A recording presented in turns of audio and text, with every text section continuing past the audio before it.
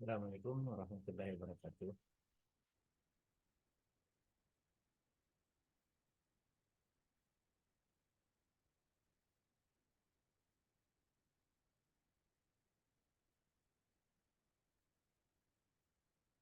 Assalamualaikum ala asrafil anbiya'i wal mursalin Sayyidina Muhammadin wa ala alihi wa ashabihi ajma'in. Alhamdulillahirabbil Alhamdulillah.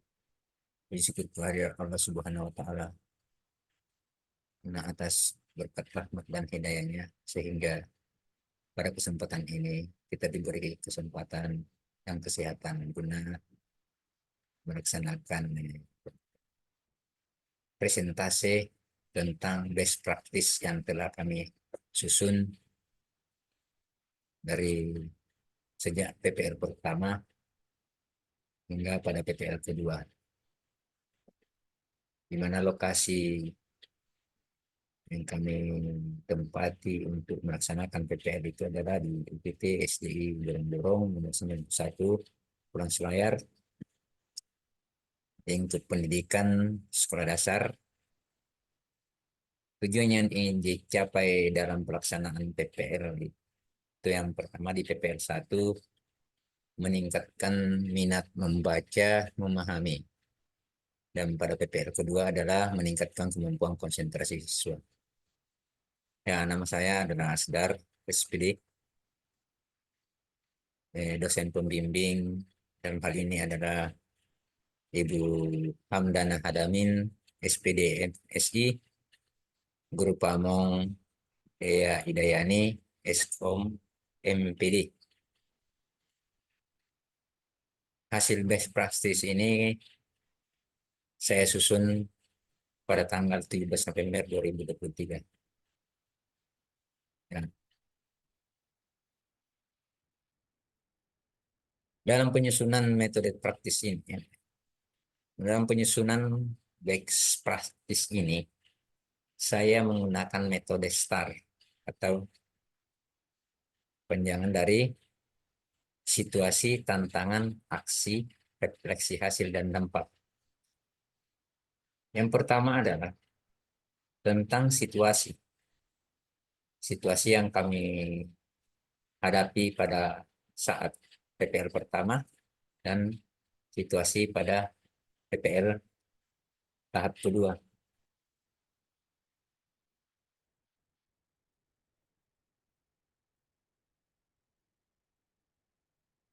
PPL tahap kedua, di mana pada tahap pertama kondisi yang menjadi latar belakang masalah atau pada saat pertama mengidentifikasi masalah di apa namanya di kelas yang kami ampu, maka kami menemukan bahwa siswa itu kurang dalam hal membaca memahami. Olehnya itu, setelah kami mengidentifikasi penyebab masalah, maka kami berkesimpulan ada 4 hal yang menjadi latar belakang permasalahan ketika pada praktek pertama.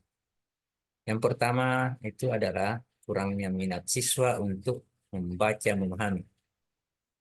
Yang kedua adalah siswa merasa bosan ketika berhadapan dengan materi pelajaran.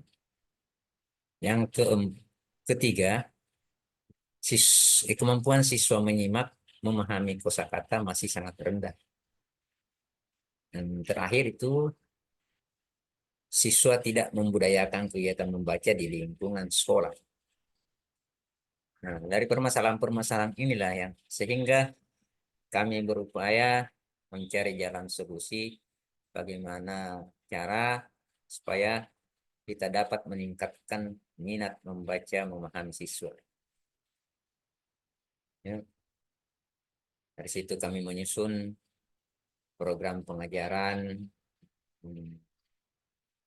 ber apa namanya yang berpusat kepada peserta didik. Tujuannya adalah supaya pada kegiatan pembelajaran tersebut lebih banyak waktu kita gunakan melibatkan siswa ketika pada saat pembelajaran berlangsung. Nah, itu pada PPL yang pertama. Lantas kemudian pada PPL kedua, kondisi yang menjadi latar belakang masalah dari praktik pembelajaran di PPL kedua ini, yang pertama adalah adanya faktor dari dalam diri siswa. Itu tentang kecerdasan, kesehatan, maupun minat belajar. Dan juga faktor dari luar diri siswa, yakni kondisi lingkungan kelas, karakter, guru, materi pelajaran, dan lain-lain. Kemudian yang kedua, siswa kurang berkonsentrasi pada objek yang didengar ataupun dibaca. Yang ketiga, siswa terpengaruh suara yang bergema dalam ruangan yang membuat konsentrasi menjadi pecah. Yang keempat, siswa sulit menangkap makna materi yang disimak. Terus yang kelima, siswa tidak terbiasa berkonsentrasi dalam waktu yang lama. Nah, dari permasalahan-permasalahan inilah sehingga upaya saya dalam menyusun langkah-langkah pembelajaran selalu memprioritaskan kepada kepentingan peserta didik atau siswa yang kita ajar. Yang mana saya mencoba meramu sebuah metode atau model pembelajaran yang yang lebih memprioritaskan kepada kebutuhan peserta didik. Olehnya itu saya membuat sebuah model pembelajaran yang berbentuk problem based learning atau apa namanya pembelajaran yang berbasis masalah. Ya. Nah, setelah pelaksanaan PPL tersebut, maka disusunlah best practice ini untuk bisa kami berbagi baik kepada teman-teman guru di sekolah ataupun kepada halayak umum. Mudah-mudahan dari kegiatan berbagi ini kita bisa menemukan berbagai macam langkah-langkah atau misalnya kita mendapatkan sebuah saran yang baik dari pihak-pihak baik dari sekolah atau teman-teman guru ataupun dari misalnya mereka yang berkompeten dalam dunia pendidikan. Baik, saya akan menjelaskan juga di sini mengapa praktik baik ini penting untuk dibagikan. Jadi yang pertama, agar proses pembelajaran yang dilakukan bisa lebih terstruktur dan terukur berdasarkan tujuan pembelajaran yang ingin dicapai. Kedua, menjadi motivasi dan solusi untuk saya pribadi juga ingin membagikan praktik baik ini agar bisa dijadikan motivasi juga referensi. Yang ketiga adalah diharapkan dapat memberikan dampak positif atau perubahan inovasi pada kegiatan pembelajaran yang akan dilakukan ke depan, khususnya buat diri saya pribadi maupun teman sejawat. Yang keempat, untuk dapat mengetahui kesulitan belajar peserta didik dan menemukan solusi yang tepat untuk pemecahan masalah. Yang kelima, pembelajaran menjadi lebih menarik. sehingga siswa lebih fokus dan berkonsentrasi dalam mengikuti pembelajaran sehingga tujuan pembelajaran bisa dicapai sesuai apa yang direncanakan. Itulah menjadi alasan mengapa praktik ini penting untuk dibagikan. Selanjutnya, yang menjadi peran dan tanggung jawab saya dalam praktik ini, yaitu saya sebagai seorang guru, memiliki peran penting dalam membangun sikap, pengetahuan, dan keterampilan, serta didik mengembangkan kompetensi yang sesuai dengan kebutuhan zaman agar di masa depan mampu bersaing secara global. Peran saya selama proses pembelajaran antara lain sebagai sumber belajar, fasilitator, motivator, pengelola kelas, pembimbing, dan evaluator. Adapun tanggung jawab saya sebagai seorang guru harus mampu menciptakan pembelajaran yang berkualitas dan bermakna bagi peserta didik dengan menerapkan model dan media pembelajaran yang bervariasi sehingga tujuan pembelajaran dapat tercapai.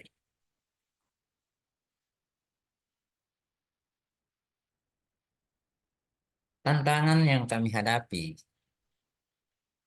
pada saat melaksanakan pembelajaran yang mana ada tujuan yang ingin kita capai, nah itu antara lain adalah yang pertama adanya perbedaan gaya belajar, kemampuan dan bakat, serta kemampuan kognitif peserta didik menjadi tantangan berat dalam mencapai tujuan pembelajaran. Guru harus mampu menciptakan situasi yang mampu membuat pemahaman kolektif dalam menyampaikan pembelajaran. Tantangan yang kedua adalah terbatasnya sumber daya penunjang pembelajaran seperti perangkat multimedia dan sarana pendukung lainnya. Lalu kemudian yang ketiga, rendahnya kemampuan menyimak baca dan minat belajar peserta didik.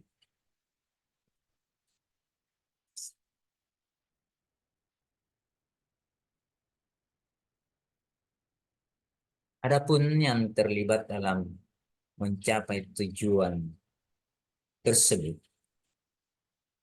atau tujuan yang ingin dicapai dalam pembelajaran tersebut, yaitu yang pertama adalah guru selaku pembimbing di kelas, yang kedua sebagai peserta didik atau peserta didik, atau dan yang ketiga dengan rekan sejawat.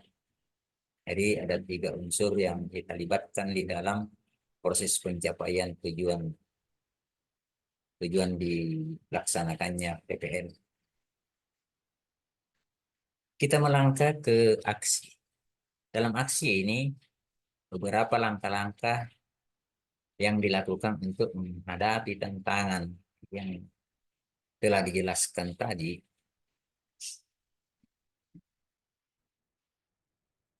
atau strategi-strategi yang kita gunakan, lalu bagaimana prosesnya, siapa yang terlibat, atau apa saja sumber daya atau materi yang diperlukan untuk melaksanakan strategi tersebut. Yang pertama adalah strategi apa yang digunakan untuk menghadapi tantangan. Yang pertama adalah memilih untuk menggunakan model pembelajaran PBL. Sedangkan untuk materinya berupa ceramah bervariasi, diskusi kelompok, penugasan, dan tanya jawab. Kedua adalah strategi yang digunakan oleh guru, yaitu dengan memilih pembelajaran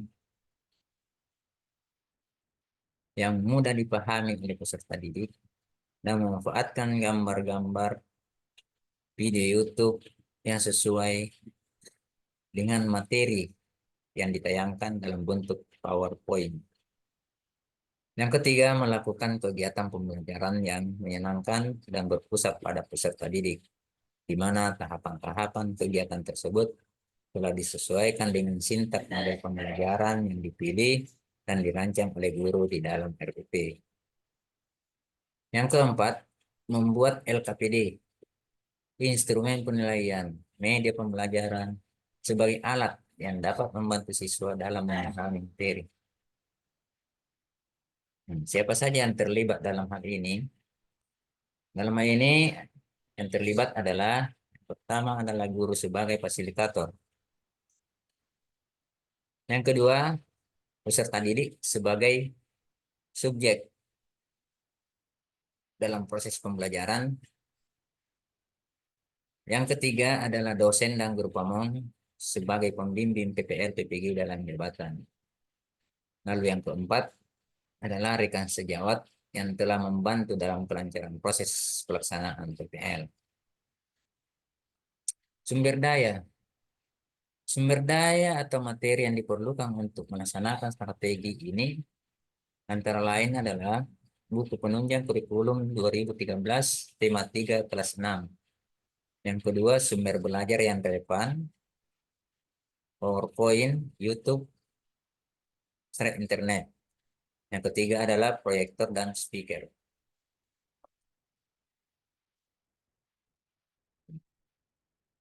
Untuk refleksi hasil dan dampak,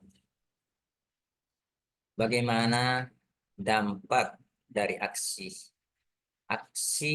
dan dampak dari aksi langkah-langkah yang dilakukan. Apakah hasilnya efektif atau tidak efektif? Mengapa? Bagaimana respon orang lain terkait dengan strategi yang dilakukan? Apa yang menjadi faktor keberhasilan atau ketidakberhasilan dari strategi yang dilakukan? Apa pembelajaran dari keseluruhan proses tersebut? Baik, berdasarkan hasil pembelajaran yang saya lakukan di kelas, dengan menggunakan mode pembelajaran PBL dengan metode yang bervariasi, atau ceramah, diskusi, tanya jawab, dan penugasan, dengan menggunakan media PPT, dan video, memiliki hasil dan dampak antara lain.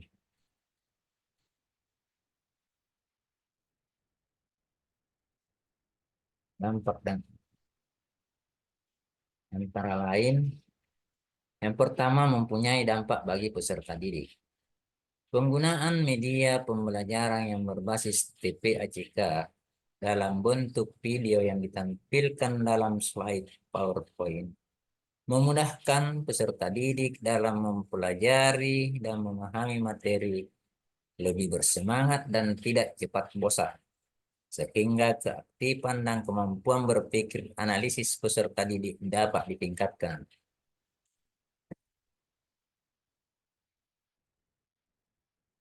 Kedua, apakah hasilnya efektif atau tidak efektif? Hasilnya efektif karena peserta didik lebih bersemangat, bersemangat, lebih berani dalam menyampaikan pendapat selama kegiatan diskusi pembelajaran. Terlihat dari hasil pembelajaran peserta didik sudah melakukan penilaian pembelajaran. Sudah di Yang ketiga adalah bagaimana respon orang lain yang terkait dengan strategi yang dilakukan. Dari teman sejawat, secara keseluruhan sudah dapat mengkondisikan kelas dengan baik dan menjadikan peserta didik dapat terlibat secara aktif. Kedua, dari peserta didik merasa senang dengan proses pembelajaran yang dilakukan karena mereka dapat terlibat secara aktif dan kegiatannya menarik, menyenangkan, serta mudah dipahami. Hal tersebut dapat dibuktikan dengan kegiatan refleksi saat kegiatan pembelajaran berlangsung. Telah berlangsung.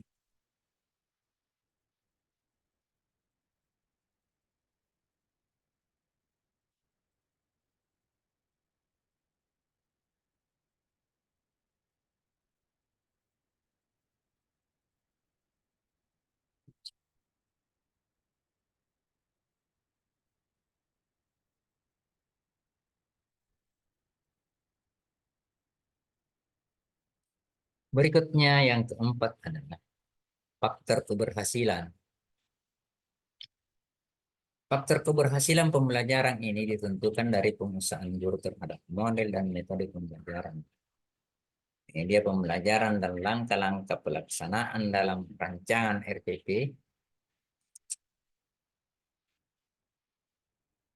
rancangan RPP yang telah dibuat. Berikutnya, yang kelima, apakah pembelajaran dari keseluruhan proses tersebut? Pembelajaran yang bisa diambil dari proses dan kegiatan yang sudah dilakukan oleh guru, yakni dapat menjadikan guru lebih kreatif dan inovatif dalam memilih dan menggunakan metode pembelajaran, model pembelajaran yang sesuai dengan indikator materi pembelajaran, sehingga tujuan pembelajaran dapat tercapai dengan baik. Demikian yang menjadi best practice saya yang telah saya susun baik.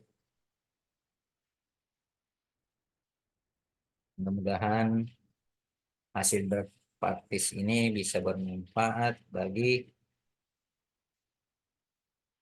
semua pihak, termasuk diri saya pribadi, demi bisa mengembangkan pendidikan di Indonesia secara baik.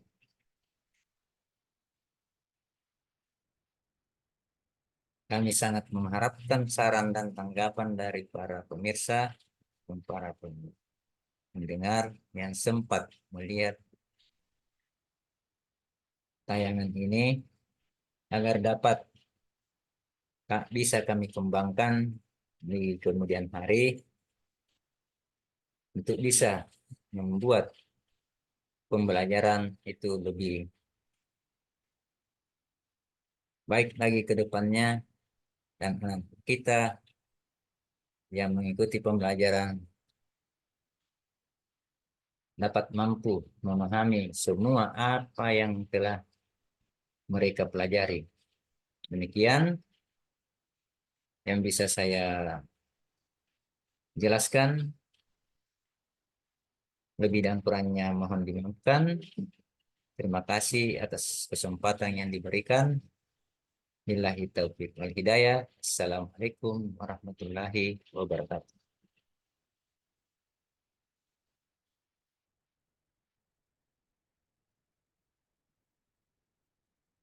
Itulah tadi presentasi dari saya selaku apa namanya peserta PPG dalam jabatan angkatan 2 2023. Mudah-mudahan kepada siapa yang sempat melihat dan mendengar apa yang sudah saya paparkan bisa memberikan saran dan tanggapannya agar bisa menjadi perbaikan ke depan. Sekian dan terima kasih. Assalamualaikum warahmatullahi wabarakatuh.